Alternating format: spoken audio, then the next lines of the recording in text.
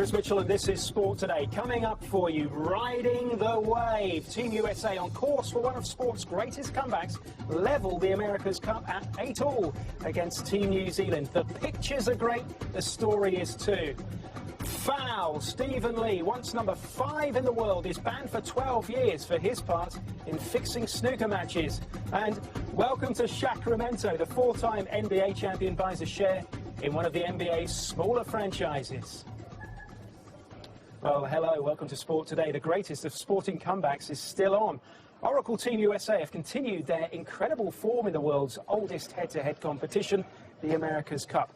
After trailing 6-0 and 8-1, they've levelled the series at 8-all against Emirates Team New Zealand to force a tense final race on Wednesday. That after they won both races on Tuesday. Keep it up here, keep it up.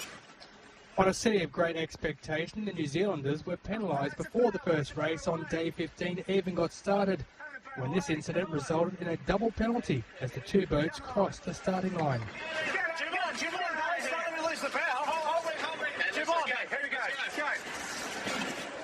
Given the fact that the Americans have shown superior tactical knowledge over the past week, it was a foregone conclusion that they'd narrow the deficit to just 1 point with a 27-second victory.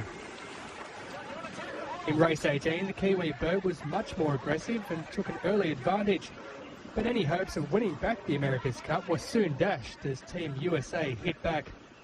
Software billionaire Larry Ellison's boat stood tall to win by a massive 54 seconds. The comeback is even more impressive, given that pre-regatta they were docked 2 points for illegal modifications. It's the most exciting day of all of our lives, and we wouldn't want to be anywhere else. Oh, I know, it's just an absolute shocker. We're trying to make a bit of a play, just try and mix it up a bit, but just got ourselves in a really, really bad spot, and just bad option. So Wednesday is D-Day with a single race, weather conditions permitting, to decide who wins and who loses. Regardless, the crowds who have lined the docks and cheered on their respective teams will go away with their money's worth. Tolson Tollett, BBC News. It's been a crazy turnaround, a nerve-wracking, gut-wrenching turnaround. People were writing the obituary for Oracle Team USA a week ago, and now it's like a death march for New Zealand. I'll tell you, I don't know if this is the greatest comeback in sports history, but this has been a nail-biter. We have so many people out on a work day, men in business suits and women coming out of the office buildings to come to the end of the pier and watch one of the greatest comebacks ever. It's really nerve-wracking, and I'll tell you, the Kiwis are beside themselves. I was speaking with one woman who said she was just going to go hide in the bathroom during the entire race because she couldn't stand to watch. The snooker player Stephen Lee has been banned for 12 years after being found guilty of 7 match-fixing charges. The former world top 10 player denied the allegations, but the sports governing body says it was the worst case of corruption it's seen. They said 3 groups of gamblers had made around $150,000 from betting on the player. Lee says he will appeal. I'm absolutely devastated. Absolutely devastated. I've done nothing wrong, totally innocent from this, and I'm making a public statement, everyone. I'm sorry I've kept you guys. I'm just going to see my lawyer. Had Stephen Lee been found guilty of match fixing more recently, and bear in mind these 7 matches took place in 2008 and 2009, then he would indeed have faced a mandatory lifetime ban. But they've done as far as they've gone as far as they could possibly go, I think, with a 12-year ban. In effect, it is a career-ending one. Let's bear in mind he's 38. He can't play again in a professional environment in a competitive sense until 2024. So can you really see him practicing for the next 12 years? He wouldn't be welcome anyway. So I think, in effect, you can just see this very much as a career-ending ban. To another ban, Lalit Modi, the founder of the Indian Premier League, has been banned for life from holding any cricket post. The Board of Control for Cricket in India accepted the verdict of its panel that found Modi guilty of serious acts of indiscipline and misconduct. The ruling comes 3 years after he was thrown out of his own popular but tainted 2020 Cricket League. In Turkey, Galatasaray have sacked their coach Fatih Terim after he turned down a 2-year extension to his contract. Terim, who is also the temporary coach of the Turkish national side, was dismissed on Tuesday after the board suggested that recent developments had damaged the club's values. They were beaten 6-1 in the Champions League by Real Madrid last week. Known as the Emperor in Turkey, Terim was in his third stint at the club, where he won 6 league titles. Paris Saint-Germain can win the European Champions League.